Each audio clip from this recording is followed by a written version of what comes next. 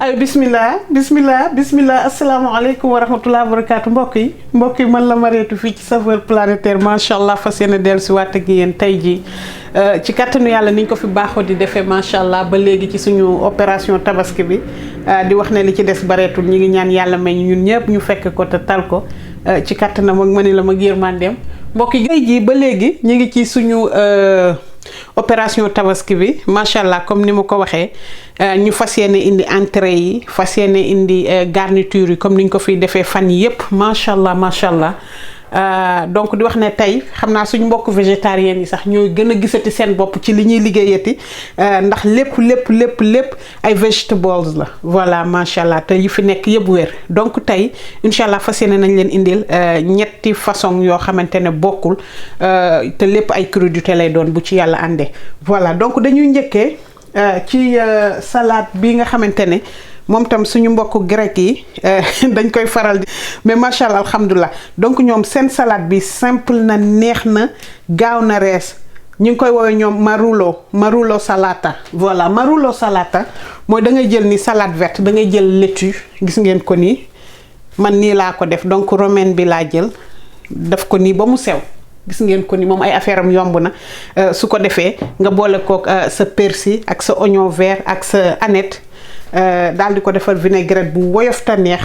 dégg nga maam nekku ci réel su ko defee foofa daal di toj waaw mëngoog donc dinañ ñëwaat tam ci beneen salade pomme de terre boo xamante ne que grec yi ñoo koy faral di def ak pomme de terre boo xamante ne day saf sàpp ak ay herbe dañ koy persil ba mu saf naano ko daal di ko aneth moom tam may ko vinaigrette tam bu kifin sànni ci ñoom seen njaay limon mu forox ak ñoom olive noire kalamata bi ak it seen tomate séchée au soleil foofa daal di toj xanaa suñu ñaareelu salade a ngi noonu voilà léegi nag ñu ñëw macha allah ci ñetteelu salade bi nga xam ne yuubi yaaba yi ñu ko fas yéene defee moom salade bu wér la te gaaw donc dafay daal di nekk salade boo xamante ne betterave bi la ñuy jël voilà gis ngeen ne la suñu betterave yaa ngi ne le ma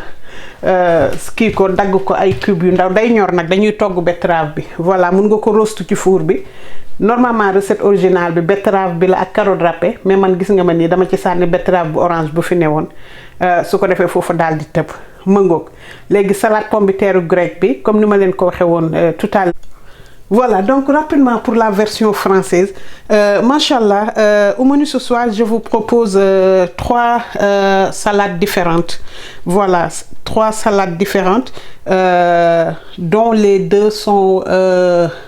des salades grecques. Voilà, c'est de la salade de pommes de terre, Greek style, you know, Greek style, et une salade marullo salata. Voilà, marula salata, c'est une salade mélangée de laitue avec quelques herbes, des cébettes, oignons verts, avec aneth aussi. Tout ça là que j'ai déjà chop ciselé avec un peu de menthe, voilà, et beaucoup de persil. Donc, avec du zeste de citron, avec une vinaigrette, un tout petit peu de citron, avec de la moutarde Dijon, un tout petit peu de moutarde Dijon, extra virgin olive oil, huile d'olive extra vierge, avec un tout petit peu de jus de citron, du sel et du poivre. Et c'est une salade qui est très légère, machallah. Voilà. Et la deuxième, ça sera une salade de pommes de terre aussi, que préparent les Grecs. Et c'est une très bonne salade aussi, elle est légère et c'est très bon pour les végétariens. Voilà, donc on va mélanger les pommes de terre que j'ai déjà bouillies et découpées avec un peu de cébettes, avec, comment on appelle ça encore, beaucoup de persil, de l'aneth, bien sûr, un peu de menthe, un peu d'échalote que j'ai déjà chop, ciselé. Et ça, c'est, comment on appelle ça encore, kalamata. Kalamata, c'est olive noire. Et ça, c'est de la tomate séchée au soleil. Voilà, tomate séchée au soleil trempée dans l'huile. Voilà. Et la troisième salade, c'est une salade de betterave avec des carottes râpées que je vais bientôt assaisonner avec un peu d'huile d'olive et du citron et un peu de miel. Et ça, c'est du fognon. Et si vous n'avez pas le fognon, vous pouvez le remplacer avec du quinoa ou bien vous pouvez juste utiliser ce que vous voulez. Mais là, ce soir, Inch'Allah, je vais utiliser du fognon, carottes râpées, des betteraves que j'ai déjà cuit aussi et que j'ai découpé. Voilà, mbokk yi ñu ñëw ne réel suñu ñetti salade. Très bien, machallah. Donc mbokk yi ñu commencé gum fi mu nekk nii ci suñu marula salata bi gis ngeen nii comme ni ma leen ko wane woon loolu. Gis ngeen léegi li ñuy def dañu jël persil bu bari bu ñu haché voilà xam nga ñun Sénégal dañoo tàmm defar salade verte bi noonu def ci ay tomates fraîches ak ay concombre bii moom dinañu permettre ñu changer tuuti dugg ci yeneen mbir yi. Gis ngeen fii nii ñi ngi fi ak suñu échalote voilà ku mu neex nga jël sa soble bu xonk mais gis nga dañ koy chop finement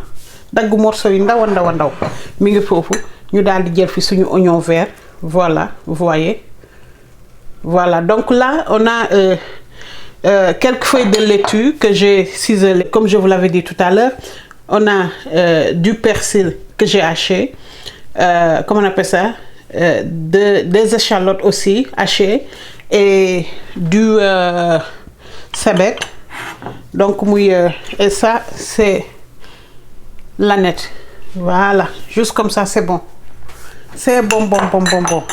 Alors, on va mélanger le tout, puis je vais préparer une vinaigrette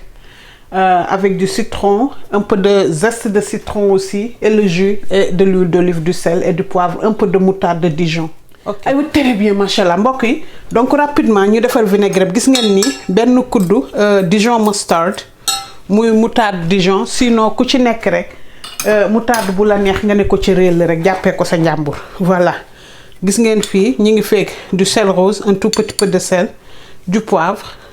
noir ku mu neex mën nga utiliser poivre bu la neex du citron jus de citron voilà mbokk yi laal nañ ci limon gi laaj bi gis ngeen ni dañ ko dëbboon purée ko daal di ko ci njoos ci suñu vinaigrette bi daal di dompa tuuti ci échalote bi tam gis ngeen ko noonu voilà. Gis ngeen ni suñu vinaigrette bi su ko defee dañuy doxantu ndànk fii ba ci lem bi voilà def ci lu tolloog benn kuddu bu ndaw merci beaucoup bu ko defee nag ñu daal di naxanteeg ndànk doxantu ba fii njoos tuuti ci vinaigre blanc bi waaw ne ko ci réel ba pare nag huile d'olive bi daal di ñëw dal ci kawam merci très bien donc lii ñun njoos ndànk nii ci suñu zeste de citron bi voilà gis ngeen ko ni muy xollitu deru limon bi dañ ko ci xoosaale voilà donc di wax ne ku mën limon bi mu nekk bio organique très bien machallah mbokk yi gis ngeen ni suñu vinaigrette baa ngi nii lii ku mu neex nga defar ci sa pot ba mu fees del sànni sa biir congélateur sa biir frigidaire voilà léegi gis ngeen ni su ko defee dañuy doxantoog moom ba nii ndànk rek très bien gis ngeen ni daal di ci njoos nii waaw kañ jaxasee ko suñu li donc lii dafay ànd ak wàjj yi moo xam nga defar sa beneen garniture fële defar sa jardinière de légumes wala lu la neex soo paree nga jël ki teg ca waaw mu yóbbaaleel la ko. aw mango ñoo ko gisandoo léegi dama ci raay ni tuuti ci huile d'olive bi rek mu nas-nasi donc suñ salade baa ngi nii léegi nii damay ñël ni ci menthe bi quelques feuilles de menthe njoos ko ci. Voilà ku mu neex nga yem ci aneth bi rek mais aneth beeg menthe bi yàqu ci dara très bien gis ngeen ko nii machallah moom nii rek di ko mëq rek jar na lu ne lii rek jar na lu ne aywa ñu jublu ca ba ca ay mangoog mbokk yi gis ngeen ko nii daal di ñëw indi ko nii rek centré ko fi nii ndànk def ko fi mu mel ni benn jal rek tóoj ko waaw sànni nañ ko tuuti tomate fraîche noonu rek mu wéttali assiette bi voilà gis ngeen ko nii mu simple noonu la gaaw a reesee machallah c'est une salade légère waaw maa leen xëccal rëbi légère waaw ni ko chef Souleymane Jules Ndaw di waxee sama brodo boobu di ko ziyaar lu baree bari machallah aywa très bien machallah wala quwwata illa billah mbokk yi gis ngeen ko noonu benn ci suñu salade grecque yi ngeen indil tey machallah marulo salata gaa ngi noonu ci wëndeelu mbaay bi mbaccax mbaccaxi waaye sañ ngaa dugg ci sama émission ñu ni déet na waaye nga defi óbbali nii. Mommy, I was your name. I know aywa ñu jublu nag ci beneen salade bi macha allah. aywa très bien macha allah mbokk yi ñu ñëw léegi ci suñu deuxième salade bi macha allah gis ngeen ko ni suñu pomme de terre a ngi nele lii nii persil bi ñu haché la voilà gis ngeen ko ni donc damay wàññi lii ni tuuti rek pour lu may décorer suñu beneen kii bi gis ngeen lii nii aneth bi la aneth bee nekk ni voilà ñu ni ko réel ne ci ruq ba ñoo ko gisandoo gis ngeen lii nii oignon vert bi la voilà muy scallion aneth persil haché de la pomme de terre gis ngeen nii ñi ngi fi ak suñu sun dry tomato suñu tomate séchée au soleil ñi ngi fi ak suñu kalamata voilà kalamata mooy olive noire bi nga xamante ne grec yi ñoo koy defar ñoom it mu bokk ci olive yi nga xamante ne tuq sa ban bu saañ ba réer la lii naanaa menthe la voilà lii échalote la ñu nu ko ci réel gis ngeen léegi suñu yi yubu yaaba yi moom la ñuy ñëw daal di dompa ndànk ci xorom si du sel voilà et du poivre ñu xorom ko poobar ko waaw léegi lii nii moom la ñuy ñëw jël ndànk suñu zeste citron bi voilà ne ko ci tuy daal di ko jaxase ba mu jaxasoo ñu daal di jël ndànk suñu restant wu vinaigrette bi ne ko ci réel ku mu neex mën nga ci def orégano defe naa origan lañ koy woowee de en français orégano aywa très bien gis ngeen ko nii yëpp la ñuy boole voilà ak suñ pomme de terre gentle lii rek pomme de terre beeg yi ñu jaxase ko tout doucement rek mu bañ a metti yee tout doucement voilà comme ça pomme de terre bi du tas du def dara gis ngeen ko noonu léegi nag su ko defee ñu daal di jël suñu restant wu vinaigrette bi gis ngeen ko nii ne ko ci réel très bien mu jaxasoo donc kii moom it salade bi baax na suñ mbokku végétarien yi te lépp lay àndal lépp yàpp jën moom kese bu sa yaram tàngee bu la neexee nga dagg say saucisson de bœuf ne ko ci tuy wala sa yaram tàng nga jël ndànk sa thon noo ko bëggee bu la neexee sànni ci sa concombre nu mu la neex mais dañuy jéem a bàyyi recette bi nu mu gën a originale rek macha allah mu gën a neexati voilà gis ngeen ñu ñëw njoos ko ci raay mbelle gi man xam ngeen ma foog ma mbelle ko waaw da ngay am qualité huile d'olive bu bien très bien merci beaucoup aywa très bien macha allah très bien macha allah wala quwwata illa billah mbokk yi beneen salade baa ngi nii nga xamante ne suñ mbokku grec yi tamit ñoo koy defar muy seen salade pomme de terre bi tuq sa bann bu saaj ba réer la mi ngi saf sàpp ak xollitu limon bi mel ni lu xaw a forox olive yi jam ne pomme de terre bi glissé persil soble suñ ñorul si mooy échalote bi di sànneeku macha allah ne rees ak jàmm aywa très bien macha allah mbokk yi ñu ñëw nag léegi suñu salade betterave ak foño bi léegi li ñu gis ni dañuy defar vinaigrette bi donc jus de citron moo nekk ni ndoxu limon bi moo nekkee noonu mbokk yi léegi damay ñëw ni njoos ci laaj bi voilà purée d'ail bi moo nekk noonu su ko defee ñu may ko benn kuddu lem voilà lem bi c'est facultatif ku mu neex mën nga ko ci bañ a def téel ma sa baaraam bi bàyyi li ngay def nee naa leen wàññi dafa ala daaw me tey du sel ak un peu de poivre gis ngeen ko nii donc ñoom ñi ngeen di gis nii ñoom laay jaxase mélanger voilà donc su ma leen jaxasee noonu raay ci huile d'olive bi nee naa leen vinaigrette bu yomb affaire voilà gis ngeen ko nii ba mu jaxasoo ci huile d'olive bi léegi dañuy jël aneth bi ne ko ci tuy parce que bu ñu fàtte ne vinaigrette bi moom la ñuy xooj tamit ci suñu carotte râpée bële comme ça mu macéré voilà ñu bàyyi carotte bi mu macéré ko xaaral ñu bañ a ñàkk dara ci yubu yaaba yi très bien merci beaucoup gis ngeen ko noonu voilà su ko defee li ñuy def dañu ñëw jël une partie daal di ko ñamal ci carotte très bien mbokk yi donc gis ngeen nii suñu vinaigrette bi foofu la ñuy ñëw rek daal dina yoot carotte bi trempé ko ci carotte bi c'est cru hein cru la dama ko raxas ba mu set daal di ko xolli râpé ko voilà lii rek doy na voilà gis ngeen ko nii léegi dañuy koy bàyyi mu macéré toog fële yuubi yaaba yi limon geeg yëf yi dugg carotte gi en attendant ñu indi suñu bool bu mag bi ñuy jaxase suñu foño ak suñu yuubi yaaba yi yëpp nag ayo très bien ayo mu ngoog mbokk yi donc gis ngeen fii nii suñu foño baa ngi nii amul benn xeer wala dara xajamul def naa ci ndox mu tàng ba mu noyyi naan ko yëpp ma def ko ci micro-ondes bi tay ko comme ni ñuy tayee couscous marocain voilà la même chose. Alors ça c'est du fonio que j'utilise pour voilà betterave bi gis ngeen ko nii dañu ko découper ay cubes yu ndaw bu gën mënee gën a ndaw nii sax moo gënati voilà j'ai deux façons de betterave maa ngi ak ñaari façon betterave bu orange bi ak bu xonq bi comme ça yëfi daal di rakkaaju gis ngeen ko nii voilà gis ngeen ko nii su ko defee moom it suñu carotte bi nga xamante ne trempé woon nañu ko yéen a koy gis nii ak jus beeg yëpp lañ naan réel li ci biir foofa toj su ko defee ñu tëj ko benn 10 à 15 minutes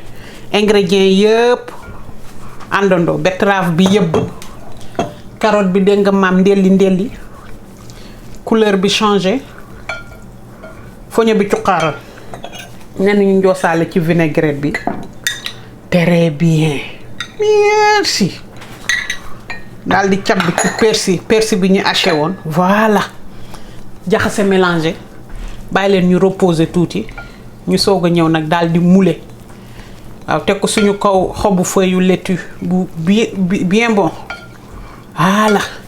très bien ay ma ngoog macha allah mbokk yi gis ngeen nii suñu salade de fognon ak betterave carotte bi macha allah cafka bi muy sànni moom it kenn mënu la ko nettali voilà léegi nag ñu ñëw dressé ko dama newoon ci 3 yi la ñuy yem mais comme dese naa fi ay yuubi yaaba xam naa dañuy ñëw rek daal di fi mayewaat beneen entrée bu gaaw rek xumbuta daal di dagg ay ma ngoog très bien su ko defee gis ngeen ko nii suñu muul bés yuubi yaaba yi ndànk daal di démouler voilà tout doucement merci beaucoup ndànk très bien ma ngoog donc am nañ fii ci suñu salade yu wér yi macha allah beneen ci yuubi yaaba yi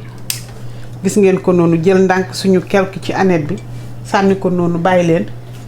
ñu ci mbir mbicc ci foofu bu ko defee gis ngeen ko nii vinaigrette am bi taqalee ko assiette bi nii rek waaw kañ raayal ko nii tuuti ci huile d'olive bi waaw kañ merci beaucoup bon nag gis ngeen ko noonu moom it ma nga ca wëndeelu mbaay ma di wane boppam di mbaayu waaw foofa daal di toj très bien merci beaucoup mbokk ñu doxantu ndànk ci beneen salade bi rapide gis ngeen kii nii desitu betterave bi moom la ñuy ñëw desitu carotte fële daal di concombre fa ca des tomate fraîche feneen fa daal di jël suñuy nen may ko suñu ornage gu jekk incha allah ñu amaat beneen crudité boo xamante ne mën na nekk entrée foofa daal di toj. aywa ñu jóg am nañ carotte léegi dañuy ñëw daal di concombre tam voilà étaler leen ba mu beautiful mu rang. aywa gis ngeen fii ñu ñëw ndànk daal di jël maïs mi mooy mboq mi daal di ko may petit tàllal nii moom it mu ñëw bokk ci embouteillage bi. aywa mu ngoog su ko defee ñu daal di njoos ndànk suñu tomate fraîche moom tamit mu ñëw bokk si dégg nga maam ci coow li mu ngoog macha allah wala quwwata illa billah mbokk yi gis ngeen ni beneen crudité ngi ni moom tamit génn na ci ku ci nekk rek yaa xool dégg nga maam noo fay génnee su ko defee nag suñu wax du ci bari gis ngeen persil bi ñu haché woon noonu moom la ñuy jël rek daal di ko ci sànni ni tuuti mu daal di jekkal këf ki dégg nga maam foofa daal di toj voilà mën nañ ko boole ak suñu vinaigrette bi nga xamante ne que macha allah anet bi moo ci nekk ak suñu persil bi ñu haché avec du citron et un peu de sel un peu de poivre voilà gis ngeen ko nii bu ko defee foofu daal di toj waaw. aywa très bien macha allah wala quwwata illa billah mbokk yi gis ngeen ko nii beneen crudité ngi nii carotte yi ñu desitu yu bi yaaba yi fi nekkoon suñu concombre ñu daal di ko ci xoos moom it tege ne la tomate fraîche sànni ci suñu maïs ñu amaat beneen entrée voilà gis ngeen ko nii neex na ba yegg ci loolu macha allah mbokk di leen wax ne suñu yóbbu yaaba tey yi macha allah dama fas yéene doxantu ndànk ba fële ca WhatsApp gi daal di ci yekkal sama doomi ndey yële nga xamante ne macha allah sama mbokk yooyu du groupe Ndiaye Thiass family voilà Ndiaye Thiass family xam naa nag bu ma waxee loolu macha allah dama ci jiital sama yaay Awa Ndiaye Thiass macha allah di ko wax yaay boo yekk baa ngi nii teg naa ko sa loxo nga jottali ko chef Souleymane Ndaw sama doomi ndey jooju mu jottali ci ñoom Ndey Ndaw macha allah sama mag yooyu ak ñoom day ami su ko defee nag ñu dugg ak moom ci biir groupe bi ñoom Mariam Ndiaye buñ ma bàyyil kenn macha allah képp koo xamante ne waa kër sama maam Ndiaye Thiass nga rek jàppal ne tey yuubi yaaba yi ñu fi wàcce tey yéen a ko moom aywa na rees ak jàmm ñu boole lépp nag tàllalal leen ko ndànk ci table bi daal di ko fasee sama kanam foofa daal di toj. merci très bien macha allah très bien. macha allah wala quwwata illa billah mbokk yi gis ngeen ko nii ñetti salade lañ leen diggoon macha allah ñeent ñëw na donc da ngay gis ne day nekk garniture comme dafay nekk entrée aussi boo xoolee nii suñu salade crudité carotte bi ak yuubi yaaba yi mu àndal. kooku mën na nekk entrée dugg si suñu salade fognon betterave bële fële moom it macha allah moom it mën na nekk entrée foofa daal di toj ñu ñëw fi suñu salade pomme de terre grec bi mi ngi nii moom it ak kii yuubi yaaba macha allah kooku boo wàjjee ba mu tere bien rek mën na la nekk dégg nga maam ab gungekaay wettalee ko assiette bi ak suñu salade laitue bële nële foofa daal di toj mbokk di leen wax ne lii lañ leen indiloon tey fii ci saveur planétaire macha allah di leen ñaan la baaraamu kaw sela la wiccax muy ndelli di dem la baaraamu suuf sela la fente foofu daal di rajoxoo merci beaucoup très bien aywa bu leen fàtte di partager ngeen di ma WhatsApp nag waaw WhatsApp leen ma loolu leen ma WhatsApp rek jàpp leen di doyul aywa merci beaucoup